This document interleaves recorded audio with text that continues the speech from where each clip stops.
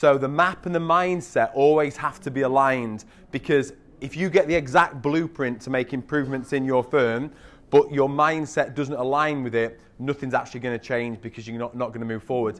And it might be that your mindset aligns with it, but it might be that you have another partner in your firm whose mindset doesn't align with it, right? That person that didn't want to turn up today, but you guys turn up in the bitter cold, right? And you're here learning, but they didn't want to bother.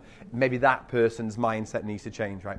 And so it's really important that we do that. So I always explain this to people, but you can listen to me at 300 words a minute, but you're listening to two voices right now. There's me at 300 words a minute, and there's the voice inside your head talking about the things that I'm talking about to you. And you can hear that voice at 1,200 words a minute. So that's why when you talk to your members of staff and you say something to them and they're nodding, they're going, yeah, yeah, and the voice in their head's going, no chance, we're not doing that. So the voice in your head is always trying to scupper things, because the voice in your head likes things as they are. It doesn't want change. It sees it as a threat, and so it's always trying to get you off the hook, right? So I'll be sharing some things with you today, lots of things, in fact, where the voice in your head is going to kick in and say, yeah, we know this. Yeah, we don't have to ignore this. We know this. What you have to do is challenge that voice and say, yeah, we know this, but just because we know it, are we doing it? And then the voice will say, yeah, we're doing it. And you need to challenge it again and say, yeah, just because we're doing it, could we be doing it better?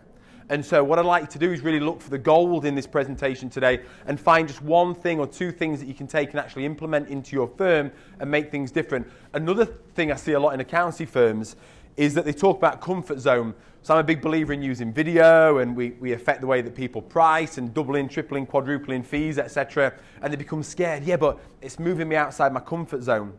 And that's the voice kicking in again, because when you actually start to talk to these firms, you realize that they're not actually comfortable with where they are now. They're not generating the income that they want to be generating. They're not having the impact on the clients that they'd like to be having. And so it's not that you're actually moving out your comfort zone, you're just moving out your familiar zone. And so it's really important that you challenge your mindset on this when it tries to kick in.